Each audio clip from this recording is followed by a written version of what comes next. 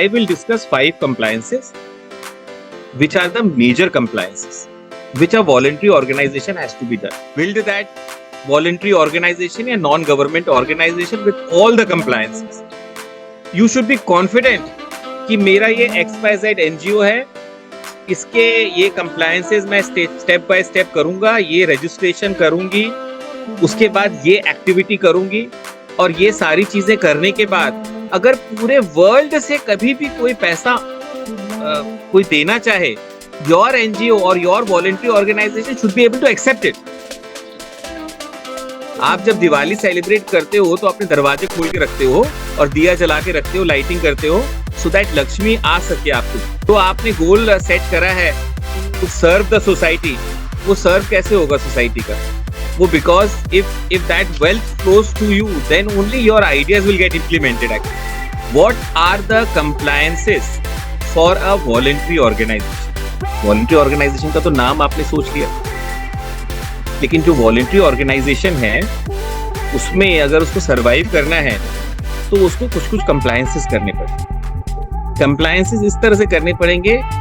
There I will discuss 5 compliances which are the major compliances which a voluntary organisation has to be done. अब आप तो बोलोगे कि आप इतना पॉजिटिव काम कर रहे हो, और उतने पॉजिटिव काम करने के बाद भी आपको 30 to 42% टैक्स देना पड़ रहा है. आपने फाउंडेशन बनाया, अपना वॉलंटरी ऑर्गेनाइजेशन बनाया, उसको रजिस्टर भी करा, सोसाइटी, ट्रस्ट और सेक्शन 8 कंपनी में रजिस्टर भी करा, इतनी मेहनत भी करी, खर्चा करा. अब फंडिंग एजेंसी भी आ गई because of your background, because of 5, 6, 7 years of experience और your network.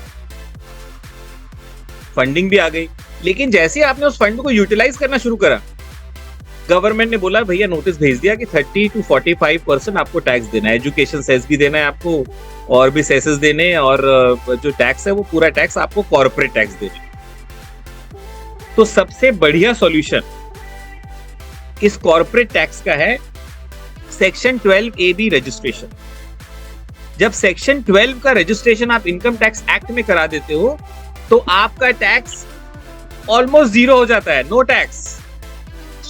You can file your returns in a sample way that आप expenses दिखाओगे अपना, और कुछ FDs बनाओगे, कुछ बिल्डिंग फंड्स बनाओगे, और because you are registered with the income tax department notice नहीं भेजेगी, बोली तो वॉलंटरी ऑर्गेनाइजेशन है.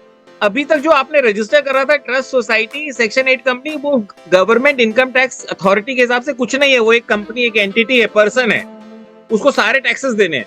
चाहे कैपिटल गेन्स हो तब भी देना है, चाहे इनकम टैक्स हो तब भी देना है, कॉर्पोरेट टैक्स हो, सब देना है उसको. लेकिन जैसे ही आपने 12A में रजिस्टर करा दिया, now the income tax department knows that you are a voluntary organisation.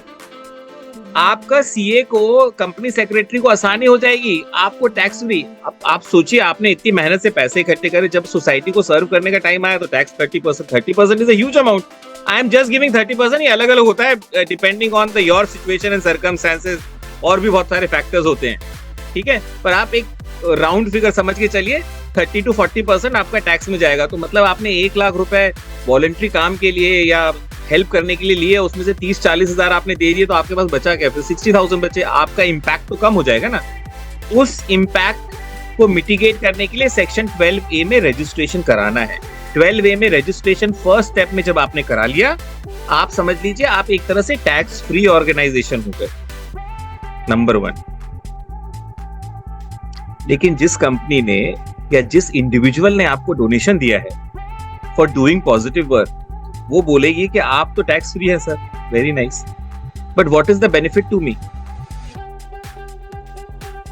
आप बोलोगे सर CSR फंड में डाल दो, बोलोगे नहीं सर, मेरी कंपनी का टर्नओवर ही 1 करोड़ रुपए. CSR में तो मैं कंपलसरी नहीं हूं, मैं, it is not mandatory for me to do CSR activity.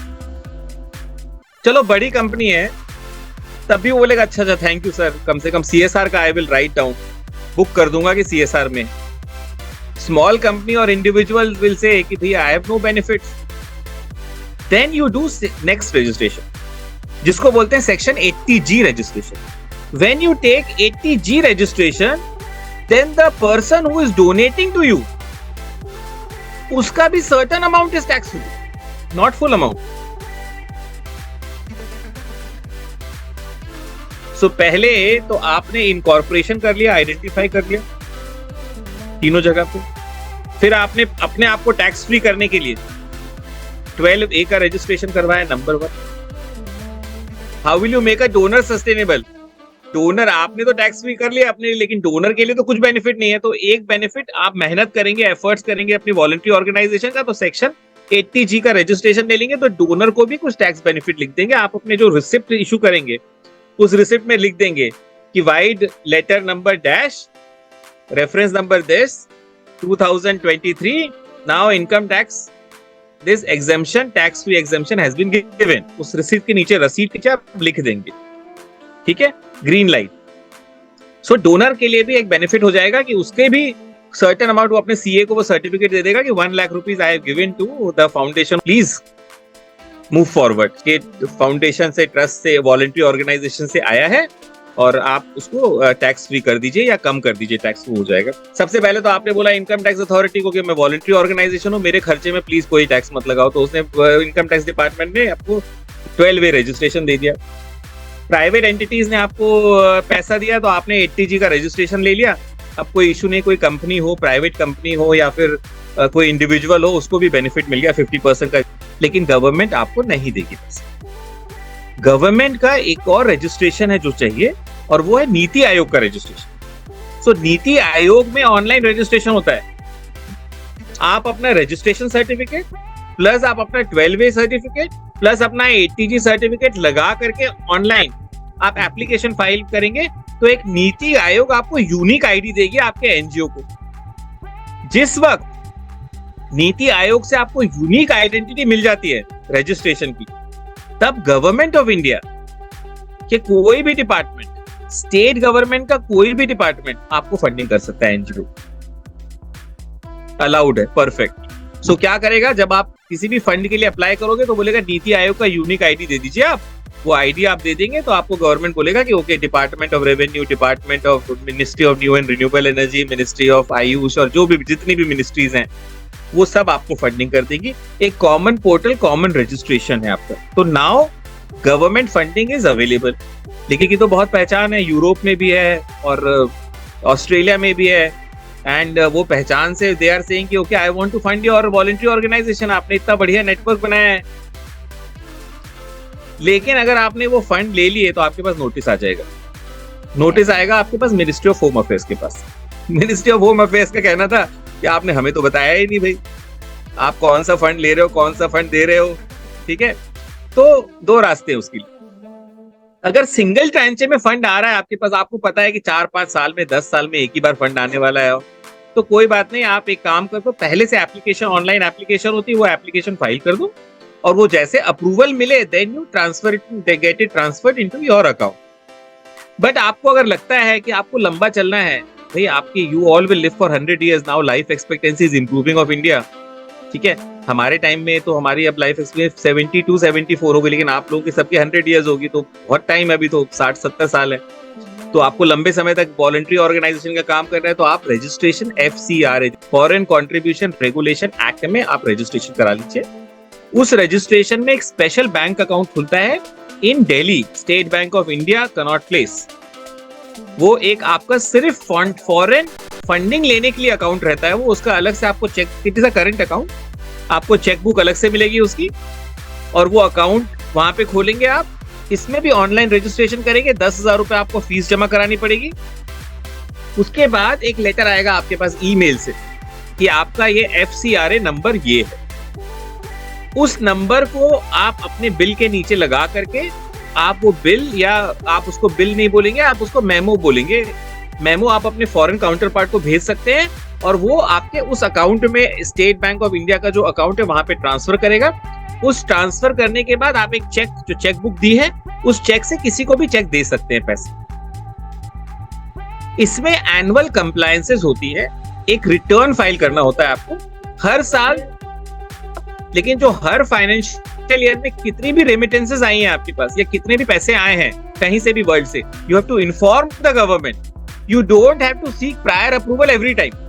अभी क्या हो रहा था, जब आपका वन ट्रांचे आ रहा था तो आपको क्या करना पड़ रहा था कि पहले आप अप्रूवल के लिए डाल रहे थे और गवर्नमेंट को बता रहे थे, फिर अप्रूवल मिलने के बाद वो मिल रही है कि नहीं मिल रही है, फिर वो डिस्कशन चल रहा है, then you are getting funds. FCRA registration के बाद what will happen, no requirement to tell anybody, just send a memo to the party in sitting in Europe or USA or any other country in the world, India के बाहर कोई भी country है, वो आपको पैसे ट्रांसफर करेगी आपके बैंक अकाउंट में, आपको बताने की कोई जरूरत नहीं है, आप उसको खर्चा करिए जैसा आप खर्चा करना चाहते हैं, जो भी करिए।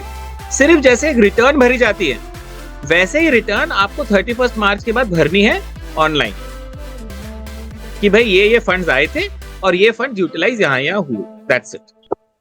सो 3 साल की वो रिटर्न मांगते हैं, लेकिन अगर आपका टर्नओवर 3 साल, अगर आपका टर्नओवर 10 लाख से ऊपर है तब आप एफसीआरए के लिए eligible, otherwise you are not eligible. मतलब आपकी एक्टिविटी होनी चाहिए हर साल 10 लाख की फॉर 3 इयर्स। आपने सबसे पहले फर्स्ट स्टेज में 12A अपने आप को टैक्स फ्री कर लिया एक तरह से, फिर जो अपना डोनर है उसको भी एक बेनिफिट प्रोवाइड कर। बट सर प्रॉब्लम ये है कि कंपनीज आपको पैसे नहीं देंगी, क्योंकि कंपनीज के सीएसआर में आपकी जो वॉलंटरी ऑर्गेनाइजेशन का काम है वो रिफ्लेक्ट नहीं करेगा। वो क्यों नहीं करेगा? क्योंकि मिनिस्ट्री ऑफ कॉर्पोरेट अफेयर्स में आप रजिस्टर्ड नहीं है सीएसआर के लिए। There is a separate registration जो फॉल नहीं करते सीएसआर में कंपनीज, छोटी छोटी कंपनीज, उससे तो आप पैसा ले सकते हैं, कोई इश्यू नहीं है, क्योंकि उनको फर्क नहीं पड़ता, उनके लिए मैंडेटरी नहीं है। लेकिन अगर किसी के लिए मैंडेटरी है CSR, in that case he will not give you fund, he will say भाई मिनिस्ट्री ऑफ कॉर्पोरेट अफेयर्स तो आपको रिकॉग्नाइज नहीं कर सकता। सो मिनिस्ट्री ऑफ कॉर्पोरेट अफेयर्स के लिए रजिस्ट्रेशन के लिए एमसीए का रजिस्ट्रेशन करवाना पड़ता है सीएसआर फंड के लिए, दैट इज ऑल्सो ऑनलाइन। सबसे बेस्ट चीज ये है, now you don't have to go from door to door and fight it out कि भाई कागज लेके आप घूम रहे हैं। सारे रजिस्ट्रेशन ऑलमोस्ट ऑनलाइन है सबके सब। 12A का भी ऑनलाइन है, 80G का भी ऑनलाइन है, एफसीआरए का भी ऑनलाइन है, एमसीए रजिस्ट्रेशन भी ऑनलाइन है, मतलब ये सारे रजिस्ट्रेशन जितने मैंने बताए वो ऑलमोस्ट ऑनलाइन है सारे के सारे। नीति आयोग भी online. This is a good job opportunity for you, consultancy opportunity. Start a consultancy on registration all this compliances. अपने बायोडेटा के ऊपर लिख लो कि किसी को 80J करना है, 12A करना है, ये करना है, एंड ऑनलाइन टेल देम कि हर एक की एक लिस्ट बनाओ डॉक्यूमेंट्स कि ये डॉक्यूमेंट आप दीजिए, मैं आपका रजिस्ट्रेशन कराऊंगा। और फॉलो अप ही करना है और कुछ नहीं करना है, ठीक है। It will be a side activity. कहीं भी कोई प्रॉब्लम आए आपको किसी भी स्टेज में या किसी भी लीगल एस्पेक्ट में, you just WhatsApp me, I will. अगर मैं, क्योंकि मैं ट्रैवल करता रहता हूँ तो कई बार फ्लाइट में या ट्रेनिंग सेशन के टाइम, जैसे अभी I can not take up phones और something like that, but after the session I will reply to. So this is one consultancy opportunity for all the NGO compliances which you all can take as a side hustle. एक चीज है MSME registration। MSME registration voluntary है, एक NGO कर सकता है, नहीं भी कर सकता। आप MSME registration करवा लेना फ्यूचर में। MSME registration से ये बेनिफिट होता है, सबसे फर्स्ट बेनिफिट ये होता है, if you are going to a conference or you are going to a exhibition booth across the world, MSME has a schemes जहां पे वो आपको फंड कर देती, रिफंड करती। सो आप अपनी फंडिंग के लिए अगर कहीं जाते हैं एग्जीबिशन में, तो आपको एग्जीबिशन का बूथ का पैसा और आपके 2 एम्प्लॉइज का जाने आने का खर्चा। सो मान लीजिए हांगकांग में अभी अगर कोई कॉन्फ्रेंस चल रही है या एग्जीबिशन चल रही है, तो आपने उस स्कीम को देख लिया।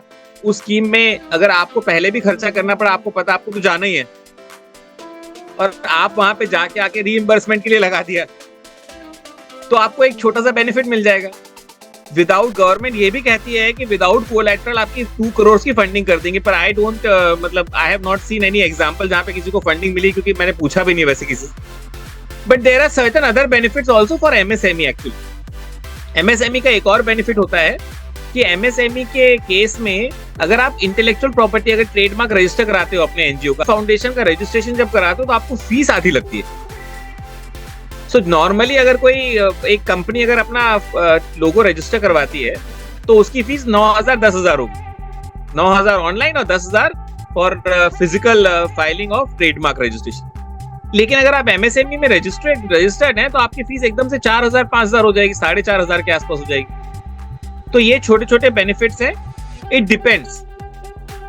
दूसरा है startup, as registration as a startup NGO can also become a social startup. So अगर आपने सोशल स्टार्टअप के लिए कर दिया, सोशल स्टार्टअप के क्या क्या बेनिफिट्स है मुझे पता नहीं, पर you can all list out all the benefits. So these are the 2 voluntary registration which you can do. वहां पे जब आप ऑप्शंस देंगे वॉलंटरी ऑर्गेनाइजेशन का रजिस्ट्रेशन का, तब ये दोनों भी ऐड कर दीजिएगा कि भाई मैं एमएसएमई में भी रजिस्टर करा सकती हूँ और आपका स्टार्टअप में भी, स्टार्टअप इंडिया और स्टैंड अप इंडिया में भी आपका रजिस्ट्रेशन गवर्नमेंट की तरफ से करा देती हूँ, आपको इन्विटेशन मिलेंगे, उसके बेनिफिट भी देख लीजिएगा क्या क्या बेनिफिट। ये तो हो गए हमारे कंप्लायंसेस, जो इंपॉर्टेंट क्रिटिकल कंप्लायंसेस हैं फॉर नॉन गवर्नमेंटल ऑर्गेनाइजेशन।